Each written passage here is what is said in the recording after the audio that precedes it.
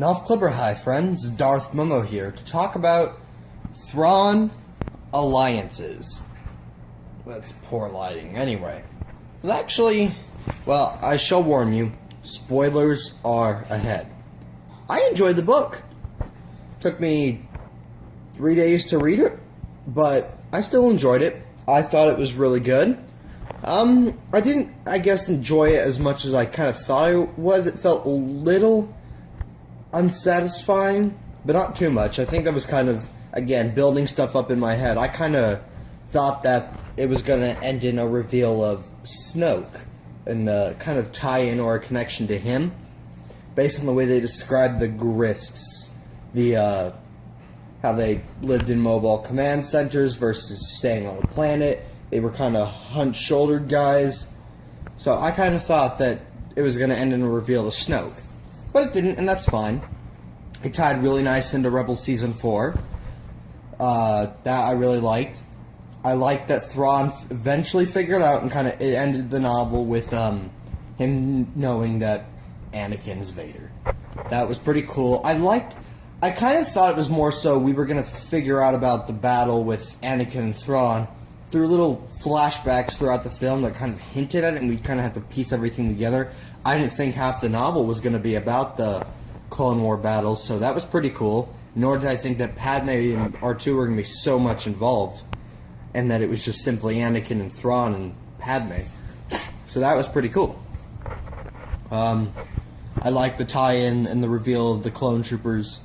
I figured that that's what they were for, but I liked that it was confirmed that they were for Order 66. And, let's see, what else were there? I don't know, some criticisms. Vader felt a little out of character, not too much, to the point where it was like, hang on a sec, but just a little. Didn't necessarily feel completely wholesome as Vader, but that's fine. He felt a little too talkative. But, you know, I mean, I think Vader works best as, when he's not talking too much, and when he's more so in an authoritative position, whereas in this book he kind of had a few questions. And, I don't know, it just felt a little too questiony for me. Anyway, I mean, the writing style, there was a couple small things I didn't like about it, but for the most part it was good. I don't know, what else? Vader, his constant going back to Atollon, I was just like, dude, let it go. I'm just trying to think any other thoughts I had.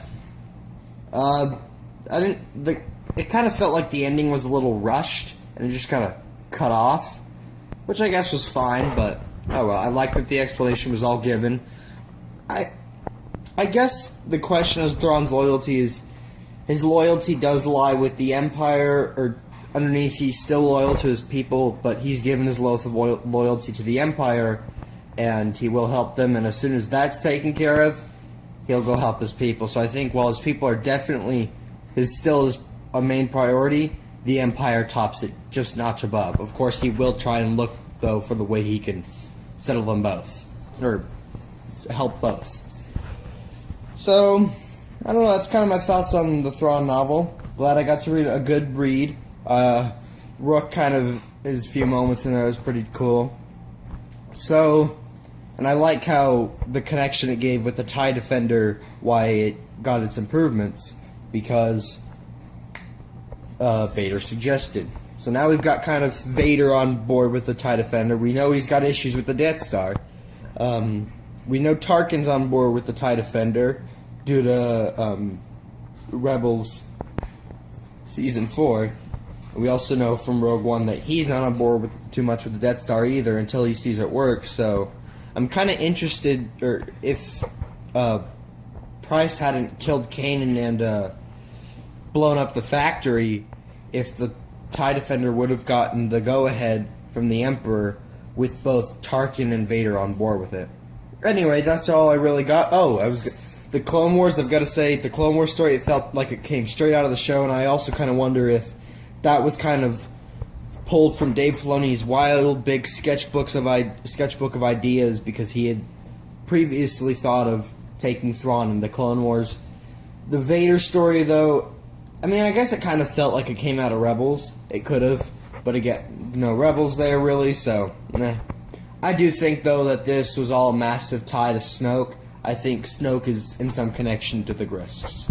Anyway, thanks for joining in. Darth Momo, out. Thanks for watching. Please subscribe to the channel. If you liked the video, comment down below and hit that like button. Oh, and check out some of my other videos. I'm sure you'll find them in the light.